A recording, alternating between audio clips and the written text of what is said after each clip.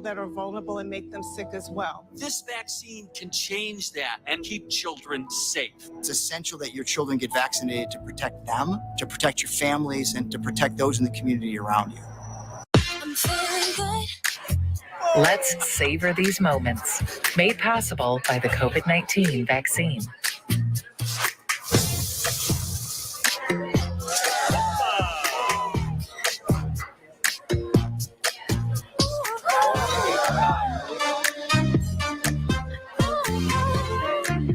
Keep the dining out going by keeping yourself protected and your COVID-19 vaccines up to date.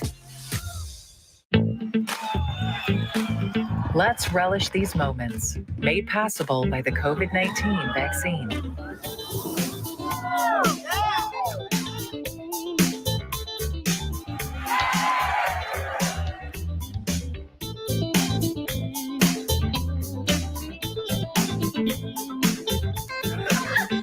Keep the festivals going by keeping yourself protected and your COVID-19 vaccines up to date. Can I ask you a question? Why do you want to get the COVID-19 vaccine? I don't like getting sick. The virus will die. It will be easy to not catch it. Keep my family safe and keep playing soccer. Because I love being vaccinated. What's your hope for everyone? I hope everybody gets the vaccine to keep safe and strong. Be happy, having fun everywhere. Everyone stay safe and hope you get the vaccine.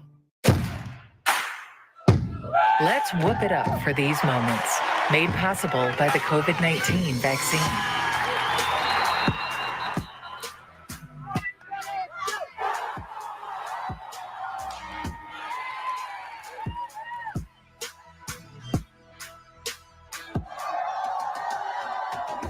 Keep the cheering going by keeping yourself protected and your COVID-19 vaccines up to date. Fire Prevention Week is just around the corner. Join volunteer, part-time, and on-call firefighters at this year's Fire Open House. Catch up on your fire safety knowledge with live demonstrations and hands-on activities. Chat with local businesses and resources about fire prevention, see some familiar faces, fight future fires, and make some new friends. The West Bloomfield Fire Open House, October 2nd from noon to 3 p.m. at Fire Station 1 on Orchard Lake Road. In the face of COVID-19, staying healthy is important. And now the same is true as we face the flu. Influenza has the potential to infect millions, putting lives and the healthcare system at risk. Fortunately, it's easy to protect yourself. The flu vaccine is safe and effective, and with COVID-19 still spreading, it's essential. To see how you can hit this virus head-on, visit michigan.gov/flu. Now that the vaccine is available for children 5 and up, why do you recommend it? Kids are part of the community and they can spread COVID. We're seeing both healthy children getting sick from the virus as well as children with underlying health conditions. They can easily bring the virus home to other people that are vulnerable and make them sick as well. This vaccine can change that and keep children safe. It's essential that your children get vaccinated to protect them, to protect your families, and to protect those in the community around you. I'm feeling good. Let's savor these moments, made possible by the COVID-19 vaccine.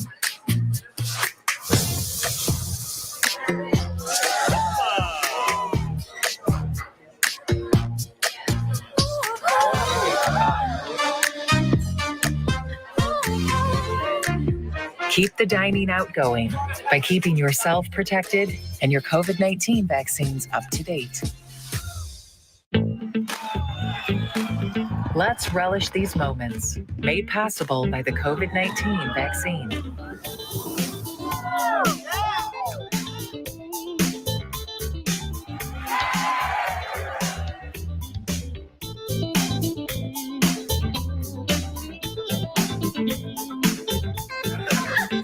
Keep the festivals going by keeping yourself protected and your COVID-19 vaccines up to date. Can I ask you a question? Why do you want to get the COVID-19 vaccine? I don't like getting sick. The virus will die. It will be easy to not catch it. keep my family safe, and keep playing soccer. Because I love being vaccinated. What's your hope for everyone? I hope everybody gets the vaccine to keep safe and strong. Be happy, having fun everywhere. Everyone stay safe and hope you get the vaccine.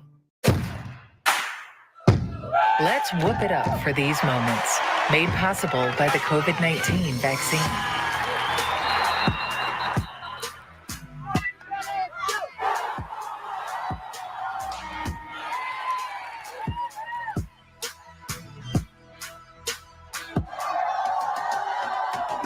Keep the cheering going by keeping yourself protected and your COVID-19 vaccines up to date. Listening to 89.3 WBLD Orchard Lake and 88.1 WBFH Bloomfield Hills, your radio homes for the Megacast. Today's edition of the Megacast begins now.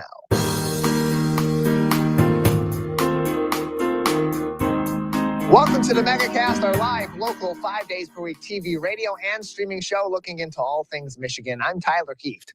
Today we'll be talking to a number of people about topics of interest and importance to people like you right here in Michigan. Let's begin with what's making headlines today on CivicCenterTV.com's local news page. Our first story comes from George Hunter at the Detroit News. Violent crime numbers are reportedly down across the Great Lakes state and in many of its major cities. But how does that compare to the rest of America's largest cities? It's not entirely clear. Violent crime was reportedly down between May and August of this year, including in the city of Detroit, where second quarter numbers were down 17% in comparison to that same time period just a year ago. Some cities across the nation, however, have opted out of reporting this data to the FBI. They include the nation's three largest cities in New York, Los Angeles, and Chicago, making nationwide comparisons tough to gauge city to city, state to state, in terms of the rankings of the most violent cities or the changes in violent crime across cities around the United States over the past year as these cities opt out. More information on how this data is collected, why cities are able to opt out of reporting this data to the FBI, and the impact that these omissions might have on gauging safety of certain cities across the United States can be found in this article from George Hunter at the Detroit News on our website, CivicCenterTV.com, on our local news page. Also making headlines there today from the Associated Press via the Detroit Free Press. Faculty at Eastern Michigan made their new union contract official on Saturday, ratifying the new deal by a 96% affirmative vote. The large swath of faculty notably went on strike earlier this month on September 7th as negotiations on a new contract distanced and the work conditions continued to be in question. Salary and healthcare disputes were among the main reasons for the large rift until a deal was reached on September 12th after 5 days of picket lines. Now that deal is official for over 500 tenured and tenure-tracked faculty at Eastern Michigan. Includes a $4,000 raise in base pay or 4% in the first year, among other changes. Good news out of Ypsilanti. Finally, making headlines today on CivicCenterTV.com's local news page from the Detroit News' Adam Graham, as one of our own here in the local area has brought the Big Brother title back to Michigan once again. Taylor Hale, a personal stylist from West Bloomfield, went from an early target in the CBS reality show Big Brother all the way to the final three house guests or competitors left on finale night. Taylor was brought to the final two by the final head of household, or HOH, Monty Taylor, who had the sole decision of who to bring with him to compete and discuss with the jury of their own peers who they eliminated in the game for the $750,000 prize. Taylor convinced the jury of previously evicted or eliminated players to vote her the winner in what ended up being an 8-1 vote. And she also received the fan favorite vote, or America's favorite house guest, earning her an additional $50,000 in earnings. In doing so, she now holds the record for the most single-season earnings in the history of the American iteration of the reality competition show at $800,000. Hale's win is truly historic as she becomes the first Black woman to ever win Big Brother US, only the second Black person to ever win Big Brother US, and that happened 20 years to the day since Danielle Reyes, at that time a media buyer from Fairfield, California, became the first Black woman to make the final two in the history of the show there in their third season, finishing that season in second place. Taylor Hale becomes the second consecutive Big Brother winner from the state of Michigan after attorney Xavier Prather from Kalamazoo, now living in Milwaukee, won Big Brother 23 in a unanimous 9-0 vote at the end. Additionally, Hale becomes the second consecutive America's Favorite House Guest recipient from the local area, following Detroit's Tiffany Mitchell winning the nod in Big Brother 23. Congratulations to Taylor. And again, bringing home the championship there, bringing home the hardware to the state of Michigan, one of many winners of that game from Michigan, and including winners from right here in our local area. Taylor, of course, from West Bloomfield, and one of who's argued one of the greatest players in the history of that competition show, Dan Giesling, who was a high school teacher at Orchard Lake St. Mary's and a football coach there. Now he's back again as an assistant football coach, won season 10 and was the runner-up in their 14th season. All those headlines on our website at civiccentertv.com, on our local news page, along with links to COVID-19 information from the Centers for Disease Control and Prevention, the Michigan Department of Health and Human Services, and locally from the Oakland County Health Division. We have a great program ahead on this Monday edition of the Megacast. Coming up next, we'll talk Tigers baseball with longtime columnist Lynn Henning. You're watching and listening to the Megacast. Let's relish these moments, made possible by the COVID-19 vaccine.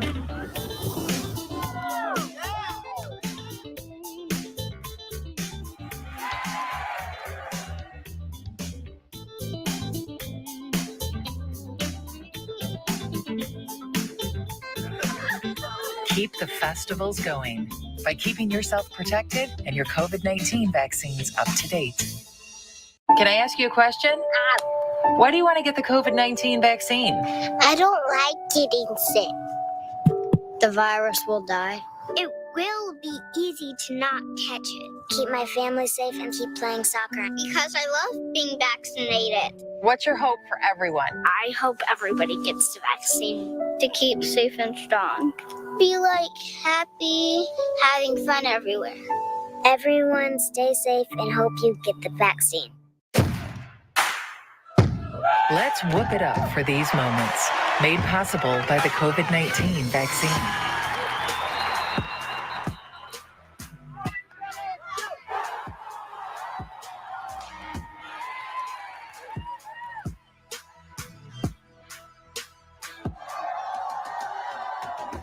Keep the cheering going by keeping yourself protected and your COVID-19 vaccines up to date.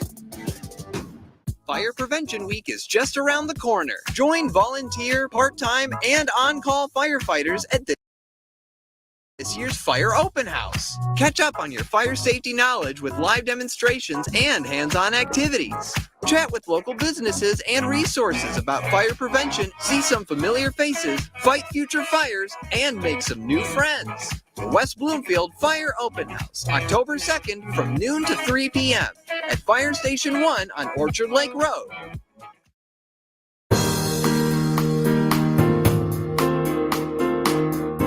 Welcome back to the Megacast, our live daily 5 days per week TV, radio, and streaming show about all things Michigan. I'm Tyler Kieft.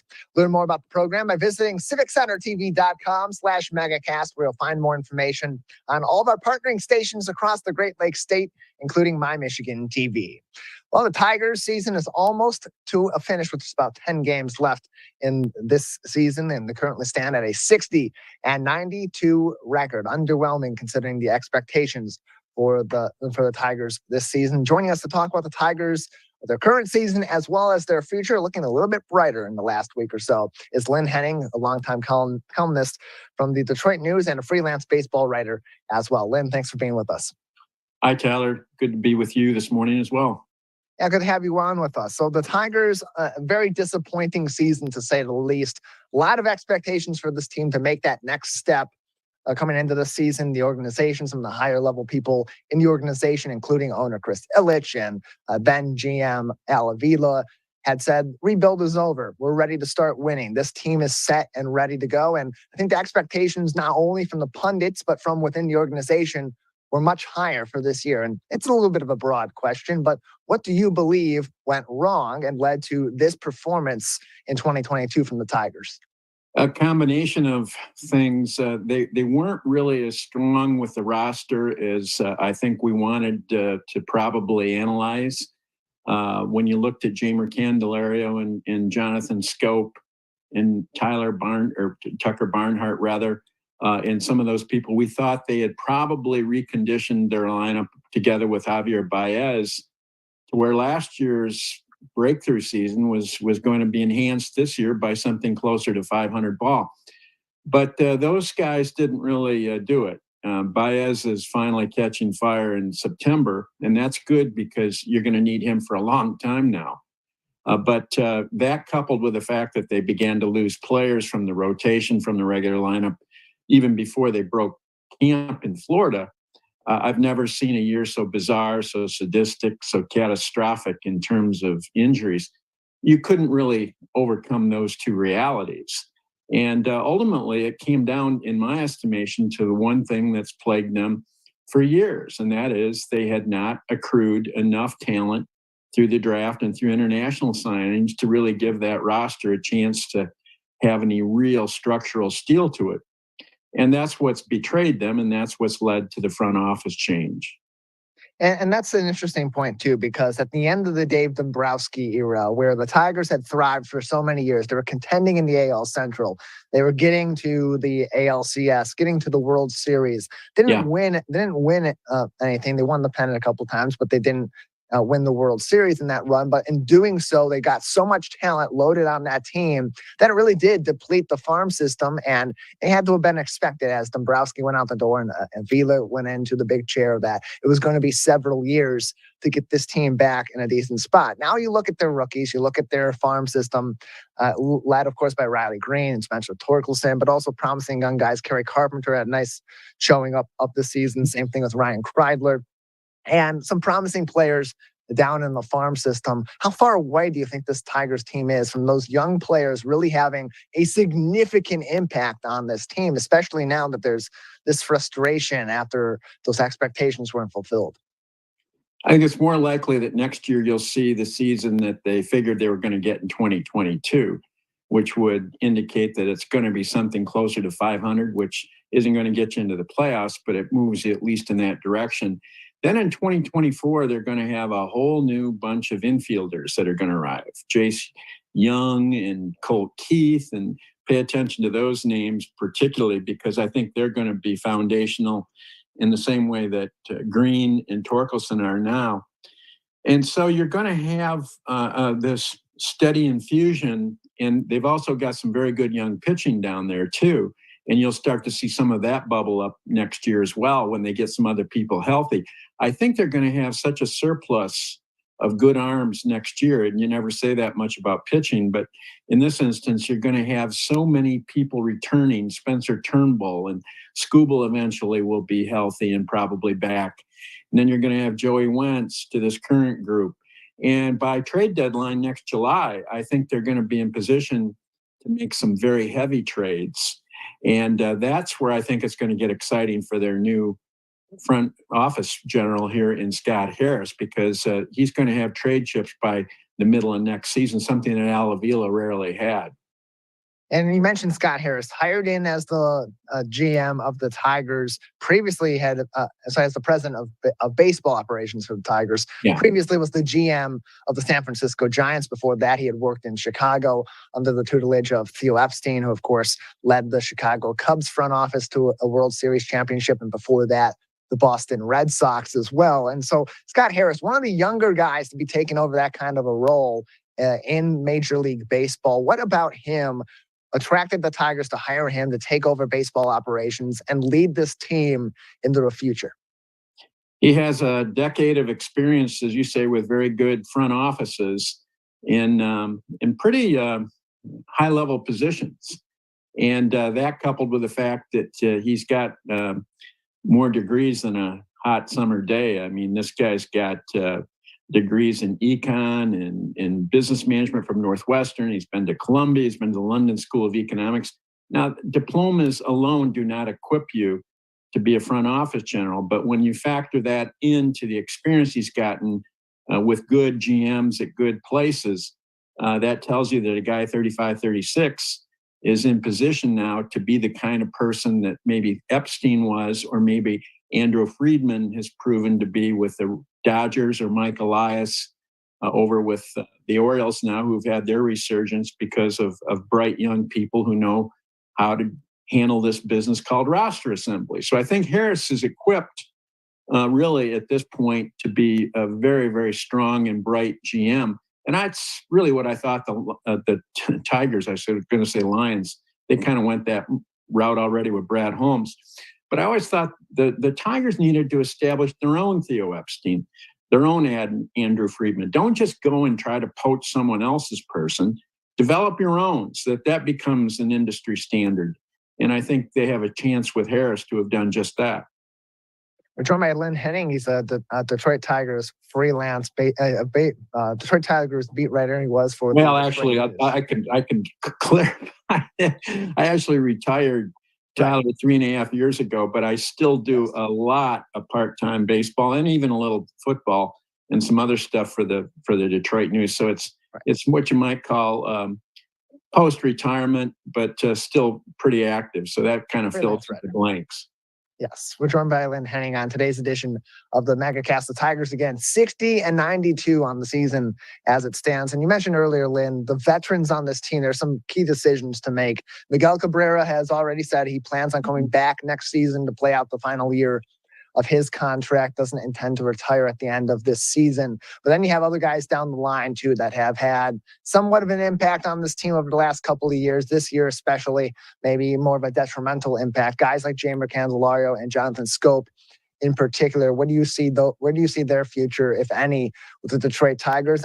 And where do you see the front office, particularly the ownership and the PBO's relationship being in terms of spending that kind of money in free agency that can often fill in some of those gaps and help support these young guys coming up and boost their talent? Yeah, that's really the key, the latter point. In order, though, I would go with, I think Cabrera, yes, while he said a day after he said he might be open to retirement that he was going to play, that told you his agent had been on the phone with him in the preceding 24 hours. I think he will come to an agreement with the Tigers along with the doctors and his agent that Miguel Cabrera is likely to forego 2023. The Tigers will satisfy his contract, of course, but Miguel Cabrera understands he can't compete at the level anymore, nearing age 40, that would really make it beneficial for him or the Tigers for him to go through the 2023 season. I think that will be amicably resolved. Jeimer Candelario, I don't think will be tendered. He will not be offered a contract. Jonathan Scope will be open to replacement. The Tigers really should not have spent a 2-year contract on him. People liked it at the time. I thought it was risky at the time. It was risky. It is risky. It is going to end up blowing up on them. So I think the new GM, Tyler, has big thoughts about who can produce and who can't. And that's why you hire a guy like that, because you're going to have to make some non-sentimental calls. You're going to have to eat some money. But those are hard decisions. And if you don't make hard decisions, you're just going to have a continuation of these times, and no one wants that. But back to the money, if you notice, the Cleveland Indians are going to be in the playoffs for the 5th time in the last 7 years. Lowest payroll among the lowest in baseball. It's not about payroll. It's as you say, you want to augment a current cast of structural essential pieces that have come up through your farm system with complementary help that you can get from free agency. The Tigers went out and spent $240 million last offseason to get players, and everybody loved it. They thought checkbook roster assembly was back in town and the Tigers are going to be great. Well, you've seen what that produces. It's by no means an answer. The answer is at the other end. The answer is at the front door with Green and Torkelson and the guys that we've mentioned. When you get those people in place, then you add the additional parts that round out your roster. But it is a case where people who think this is all indexed to payroll are looking at it upside down. We're joined by Lynn Henning on today's edition of the Megacast. Lynn, previously in your career, you mentioned you had also covered football, and you still do on a freelance basis cover football. Earlier on in your career, you covered my alma mater, Michigan State, and their football team. Last couple weeks with that team have been downright disgusting, to be entirely honest. It looks like their defense continues to have no idea what's going on in the secondary. And it seems at times that when they get under the gun, when they are back with their backs against the wall, that some of these guys seem to be just giving up. What is going on with this Michigan State football team, and what are their next steps? Because they're in the middle of the season. Mel Tucker's the defensive coach. Scotty Hazelton, who are you going to replace him with if you get rid of him? What does Michigan State do? They scotch taped up very nicely last year and had every break in the book. And that was quite the smoke and mirrors job by Tucker and company. This year, it's not a case, I would disagree with you, Tyler, that players are indifferent or that coaches aren't doing a good job. They don't have the horsepower on their roster to compete with good football teams. And you saw that Saturday, even from Minnesota, which is not to be confused with Ohio State. Michigan State is getting exposed. And the only way that you get around that is with good recruiting classes. And Mel Tucker is really only into his, second full season, you might say, of personnel recruitment. Next year's class is going to be very, very good as long as they hang on to these current pledges. And he will build even on that. So you won't see Mel Tucker really become Mel Tucker, I don't think, until about 2 years from now. And that's a long time. What they have to try to do, salvage this year, which is going to be very difficult. Their schedule and this kind of physical imbalance is not a good mix. But within 2 years, you're going to have his recruiting classes showing up, and they will get progressively better. I know people don't like to wait. They want instant gratification, but it's not Scotty Hazelton, who's the same defensive coordinator they had last year. I always find that amusing that fans like to focus on assistant coaches. They did so when D'Antonio's offense was very bad a few years ago. But invariably, it's the same guys who coached other people and had success. It depends on the players, and always depends on the players. It's a little bit equivalent to the situation with the Tigers, where everybody wanted to fire Scott Coolbaugh, the hitting coach this year. He is now about the 80th hitting coach that I've seen in my life who was made responsible for the fact that hitters weren't hitting. And it always ends up being the guy swinging the bat, and it ends up being the guys on Spartan Stadium's turf that determine really your win-loss record. Coaching can improve matters, but it's not going to be responsible for the kind of chasm that you see now between Michigan State's physical potential and those of the opponents. It's going to be an interesting remainder of the season for Michigan State, see how they can improve and try to compete with some of the tougher teams now that are in the thick of their Big Ten schedule. And of course, then comes the tougher task of retaining those recruits when the season isn't quite as exciting as you expected. Lynn, thank you very much for joining us. Okay, Tyler, enjoyed the conversation. Thank you. We'll take a break here on the Megacast, and when we come back, we'll talk to Scott Graham from the Michigan Brewers Guild. A lot of great breweries all across the great state of Michigan that you can enjoy this fall. We'll talk to Scott about all that and more coming up next on the Megacast. Let's whoop it up for these moments. Made possible by the COVID-19 vaccine.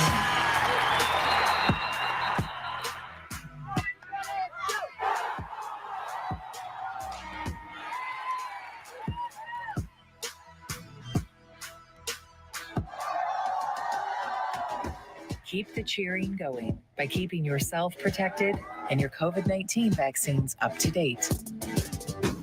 Fire Prevention Week is just around the corner. Join volunteer, part-time, and on-call firefighters at this year's Fire Open House. Catch up on your fire safety knowledge with live demonstrations and hands-on activities. Chat with local businesses and resources about fire prevention, see some familiar faces, fight future fires, and make some new friends. The West Bloomfield Fire Open House, October 2nd from noon to 3 p.m. at Fire Station 1 on Orchard Lake Road. In the face of COVID-19, staying healthy is important. And now the same is true as we face the flu. Influenza has the potential to infect millions, putting lives and the healthcare system at risk. Fortunately, it's easy to protect yourself. The flu vaccine is safe and effective, and with COVID-19 still spreading, it's essential. To see how you can hit this virus head-on, visit michigan.gov/flu. Now that the vaccine is available for children 5 and up, why do you recommend it? Kids are part of the community and they can spread COVID. We're seeing both healthy children getting sick from the virus as well as children with underlying health conditions. They can easily bring the virus home to other people that are vulnerable and make them sick as well. This vaccine can change that and keep children safe. It's essential that your children get vaccinated to protect them, to protect your families, and to protect those in the community around you. I'm feeling good. Let's savor these moments, made possible by the COVID-19 vaccine.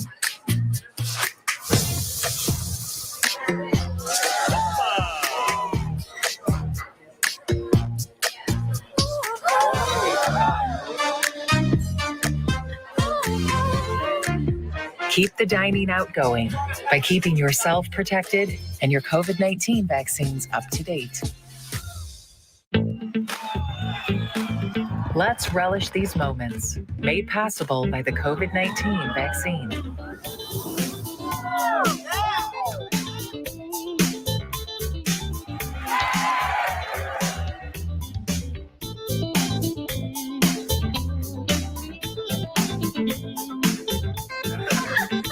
Keep the festivals going by keeping yourself protected and your COVID-19 vaccines up to date.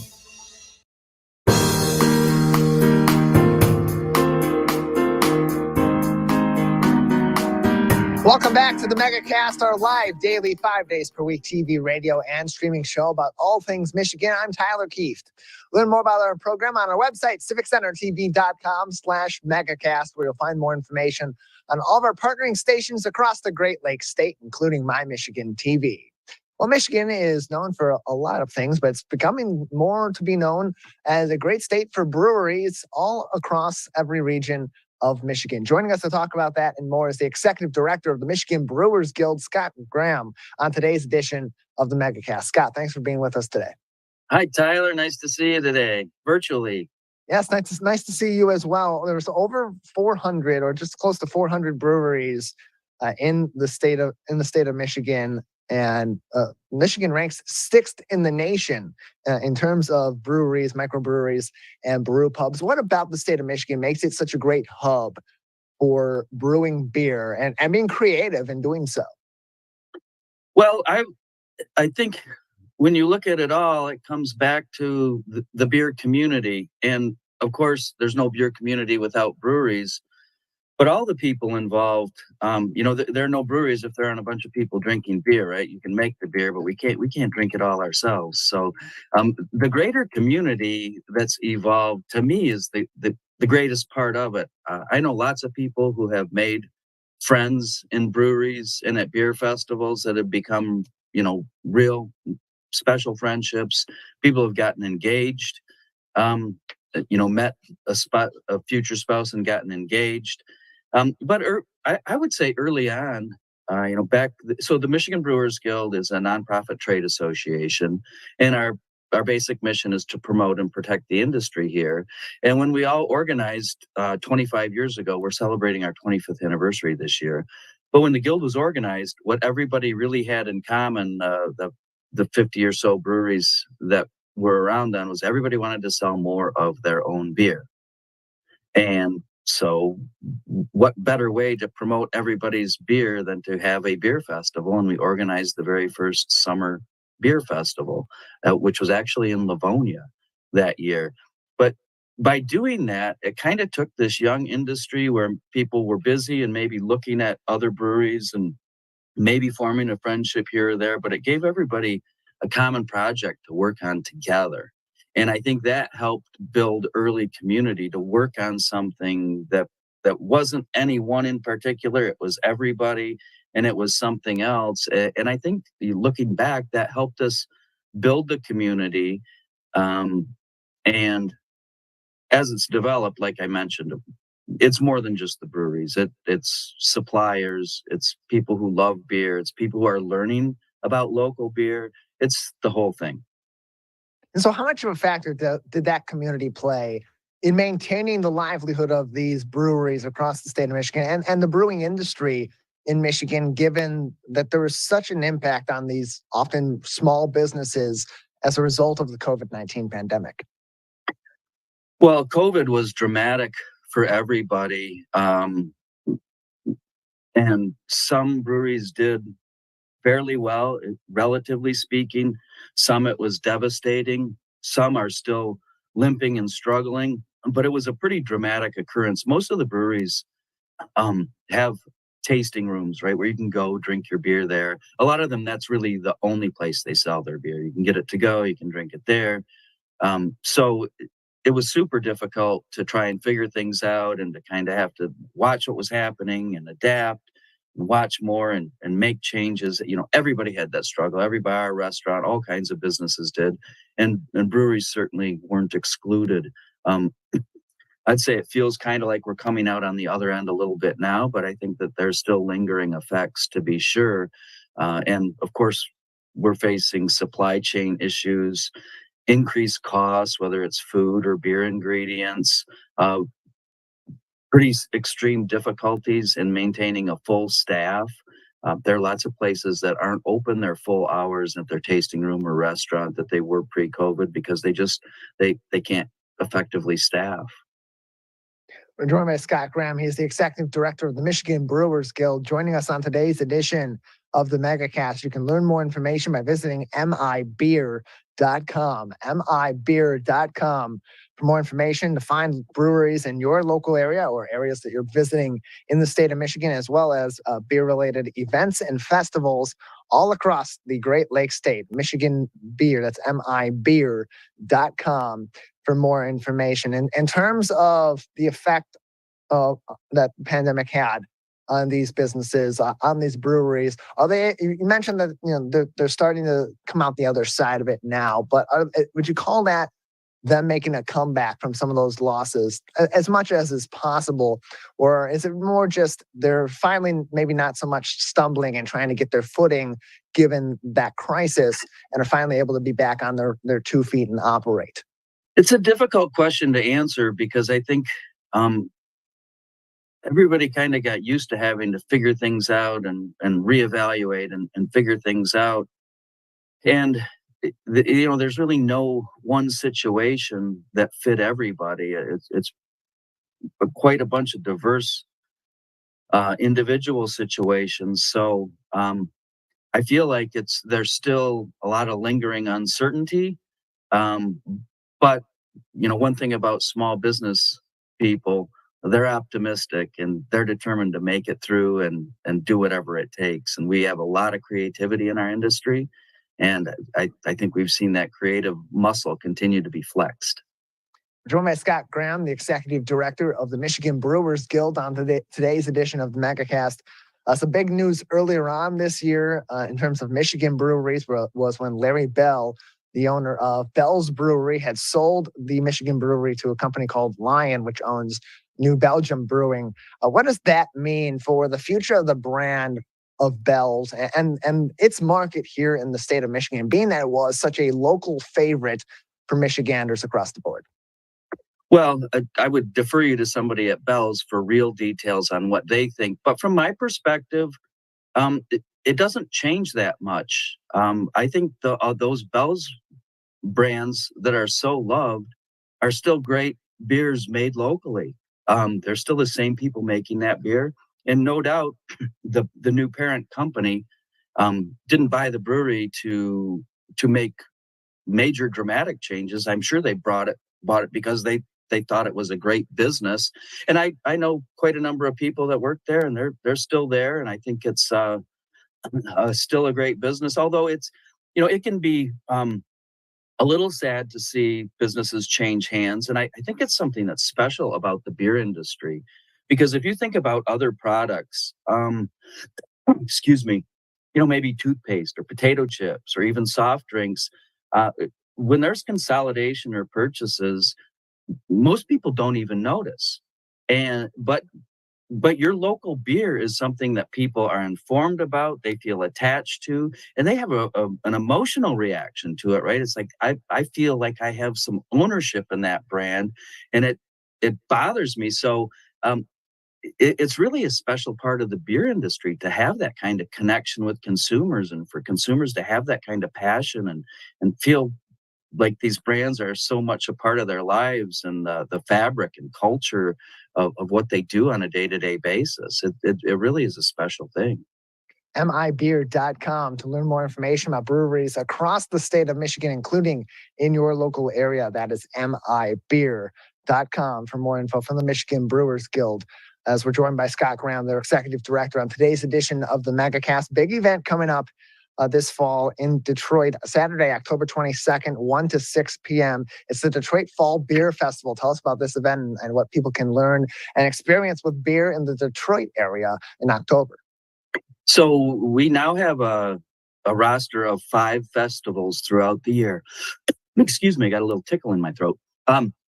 So the 5 festivals, our oldest and longest standing is our Summer Beer Festival. That was the first one we ever did, and we celebrated our 23rd festival this past summer. Of course, we had 2 years off. It would have been 25th. Things get confusing now. Is it the 23rd annual, 25th annual? Anyway, we have 2 in the fall, and one is in Marquette in September. And then we have the Detroit Fall Beer Festival, which takes place at the Eastern Market. And that's coming up on the 22nd of October. And like all of our festivals, it's about tasting beer. So we pour small samples. We have hundreds of beers. We have just over 100 breweries will be there. They're all local Michigan breweries. And these festivals, again, we were talking about community a little while ago. It's a great place to be around people. People are friendly. They're happy. They're tasting beer. They're sharing their thoughts about their beers with their friends. And it's a very welcoming and friendly environment. And it's a lot of fun for somebody who has spent years drinking local beer, because different breweries will bring special beers to the festival. There will be breweries there from maybe a region or area that you don't get to, or maybe a new brewery that you haven't been to yet. But it's also a heck of a lot of fun for somebody who's just kind of learning about local beer and might not understand all the different flavors of beer. And even if you think you don't like beer, there are so many different flavors, from bitter to sweet to sour, hoppy, and things that you might not expect, unusual ingredients in beer. It's really a great place to be around people, watch people, taste beer, and just have a nice Saturday afternoon. Tickets are $55 per person in advance, plus some service fees, and $65 on the day of or at the gate as they are available. Again, Saturday, October 22nd at Eastern Market, the Michigan Brewers Guild Detroit Fall Beer Festival is happening. More information can be found on mibeer.com.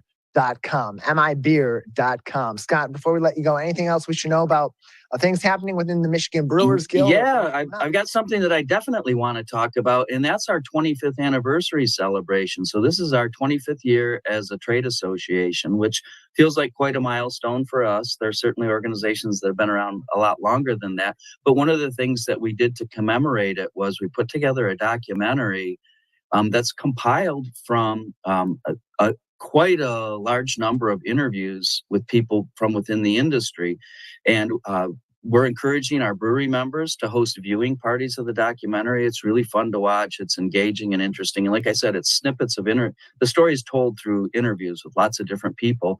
And the other thing that we did with these interviews, because there was such rich material, we started Michigan's Great Beer State podcast to share them in longer format form. They're great stories. They're fun to listen to. And even if you know the story of a brewery, every time I listen to one of them, I find things that I didn't know. So it's really a special and rich resource for those who are interested. More information can be found, including viewing parties in your local area, at mibeer.com. Scott, thanks for joining us. Thank you. Cheers. Cheers to you as well. We'll take a break on the Megacast. When we come back, we'll talk about how hospice care has changed as a result of the COVID-19 pandemic and what it is all about and what the focus really is in some of our local hospice care facilities all throughout the state of Michigan. That's coming up next. You're watching and listening to the Megacast. Fire Prevention Week is just around the corner. Join volunteer, part-time, and on-call firefighters at this year's Fire Open House. Catch up on your fire safety knowledge with live demonstrations and hands-on activities. Chat with local businesses and resources about fire prevention, see some familiar faces, fight future fires, and make some new friends. The West Bloomfield Fire Open House, October 2nd from noon to 3 p.m. at Fire Station 1 on Orchard Lake Road. In the face of COVID-19, staying healthy is important. And now the same is true as we face the flu. Influenza has the potential to infect millions, putting lives and the healthcare system at risk. Fortunately, it's easy to protect yourself. The flu vaccine is safe and effective, and with COVID-19 still spreading, it's essential. To see how you can hit this virus head-on, visit michigan.gov/flu. Now that the vaccine is available for children 5 and up, why do you recommend it? Kids are part of the community and they can spread COVID. We're seeing both healthy children getting sick from the virus as well as children with underlying health conditions. They can easily bring the virus home to other people that are vulnerable and make them sick as well. This vaccine can change that and keep children safe. It's essential that your children get vaccinated to protect them, to protect your families, and to protect those in the community around you. I'm feeling good. Let's savor these moments, made possible by the COVID-19 vaccine.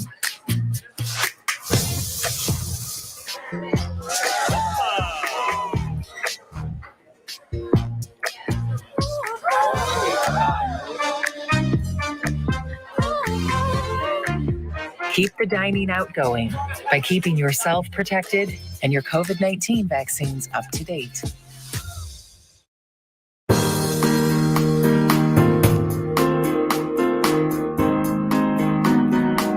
Welcome back to the Megacast, our live local 5 days per week TV, radio, and streaming show about all things Michigan. I'm Tyler Kieft. Learn more about our program on our website, civiccentertv.com/megacast. You'll find more information on all of our partnering stations, including My Michigan TV, and find all of our full shows and individual interviews on demand. Joining us now on the Megacast is Chris Warburton, the founder of Lily Hospice in Troy. Chris, thanks for joining us today. Thanks for having me, Tyler. Appreciate having you on. So everyone seems to know about hospice care just on the blanket scale. They know of it. They know kind of what it's about, but there are some common misconceptions to what hospice care really is. Tell us about that and what hospice care is, when people should seek hospice care, and what it does for patients that are near the end of their life. Yeah, Tyler, thank you. So hospice care is for anyone that has a prognosis of 6 months or less.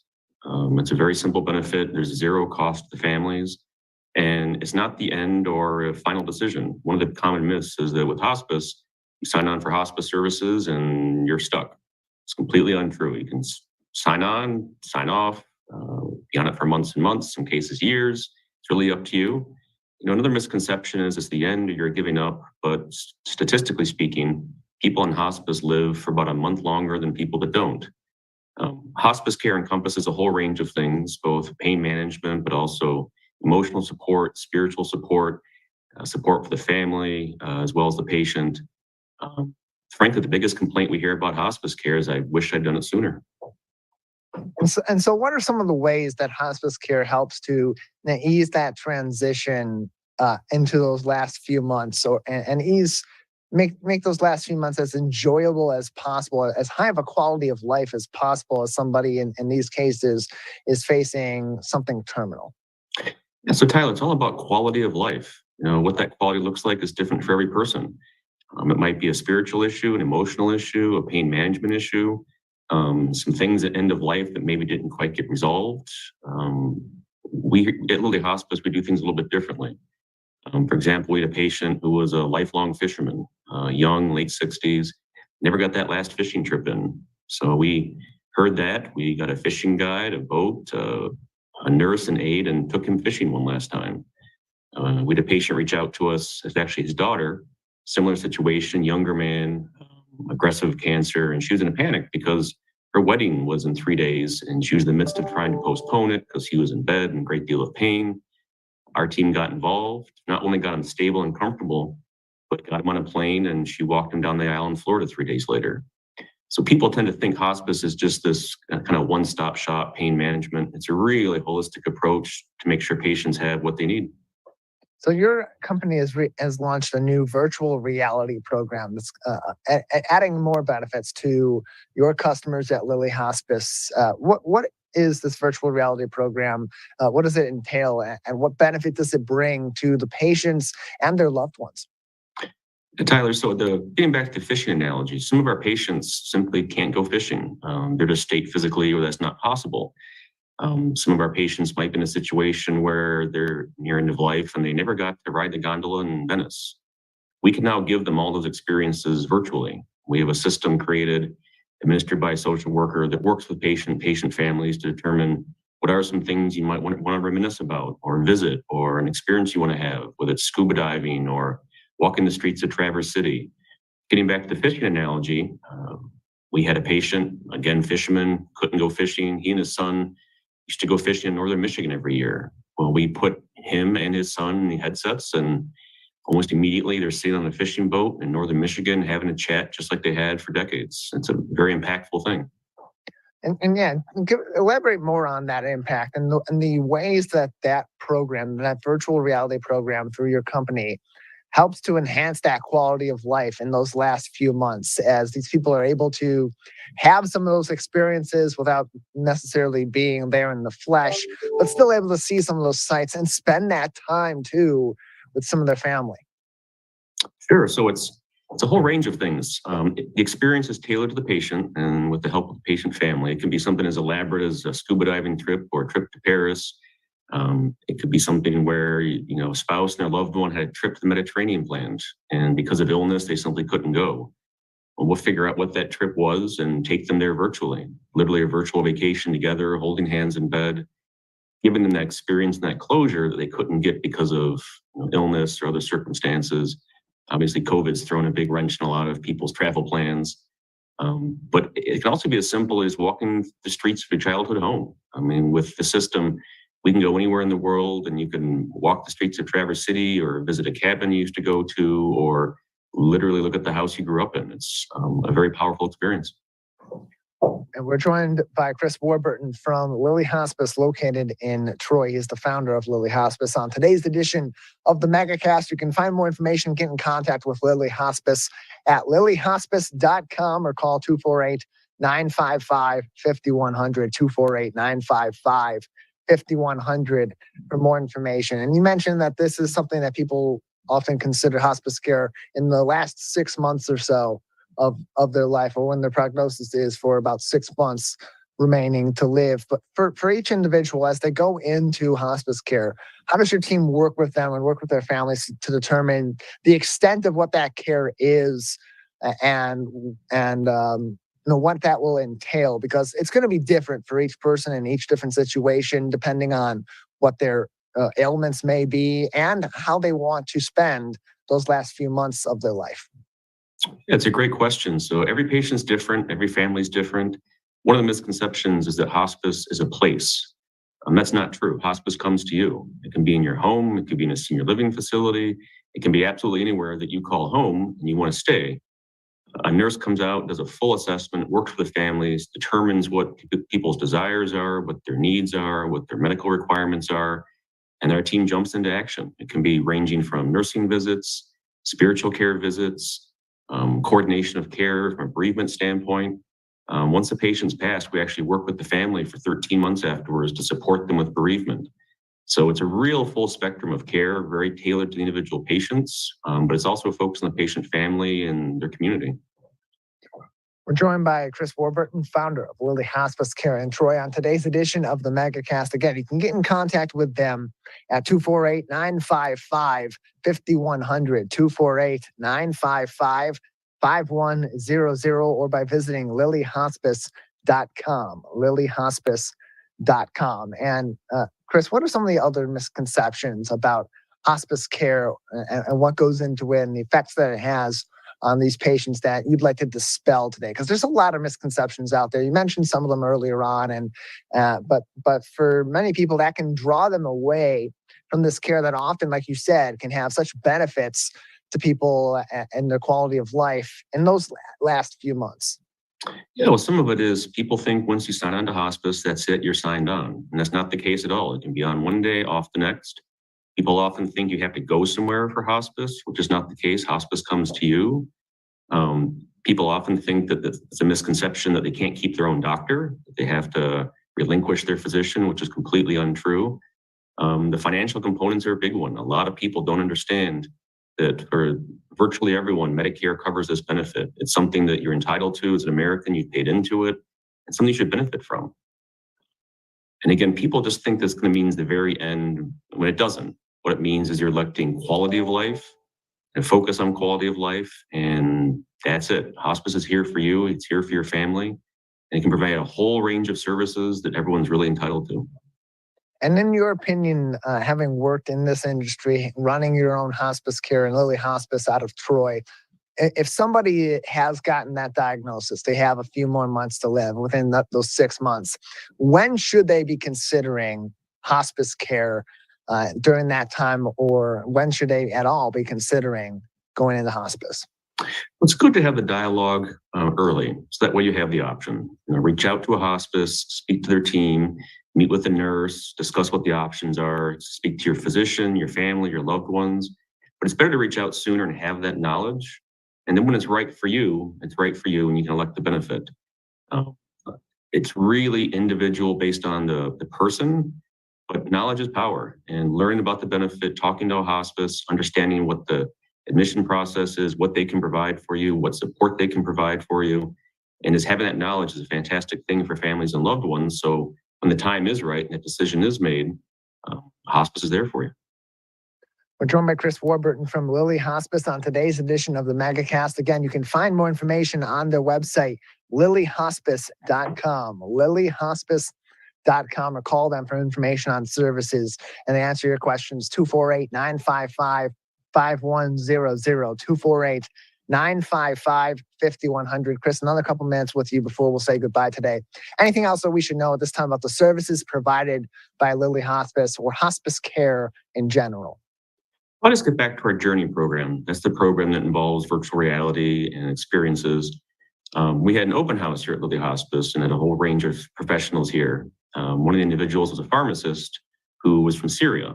And I asked him, give me your home address when you were a kid. So, no, I haven't been there in 20 years. It's long gone. Well, we found it, put the headset on, and he was walking through the streets of the village he grew up in that he hasn't been able to return to in 20 years. It was so impactful. It brought tears to all of our eyes for him to see this, that he simply couldn't be there on his own. And that wasn't a patient. That wasn't an end-of-life situation. That was just someone experiencing their past, reminiscing. That type of program and bringing that experience to our patients is something we're really proud of and really happy about because it's unique and it's something that I think adds a lot of value to all of our patients' experiences in hospice. 248-955-5100 or lilyhospice.com. Chris, thanks for joining us. Thank you so much, Tyler. lilyhospice.com, one more time, is their website. That will do it for today's edition of the Megacast. As always, if you're just tuning in or you have missed part of our show, you can view our full episode on demand, as well as each individual interview 24 hours a day, 7 days a week on civiccentertv.com/megacast. Click on watch full interviews or watch full episodes to find us on demand. You can also find us on a number of different stations all throughout the state of Michigan, live and live to tape. All that information, civiccentertv.com/megacast. We also highly encourage you to go to our local news page each and every day to click forward to up-to-date information and accurate information on COVID-19 at the federal level from the Centers for Disease Control and Prevention, at the statewide level from the Michigan Department of Health and Human Services, and locally here in southeastern Michigan from the Oakland County Health Division, right at the top of the page. And then below all that, what's making headlines every single day here in the state of Michigan on the COVID-19 front and beyond. We bring in articles from many different journalistic outlets all across the state of Michigan to bring you the top stories making headlines in your area and across the Great Lakes state 5 days a week before our shows. You can click through those articles, read them in full, read their supporting materials, and as always, if you have the means to do so, we encourage you to subscribe to those publications and support local journalism. Big thank you to all of our guests, as well as our crew, Calvin Brown and Jared Clark, at the studio of My Michigan TV, as well as our producer, the king of television, Larry Nyland. That's it for this Monday edition of the Megacast. We'll return tomorrow with a new show.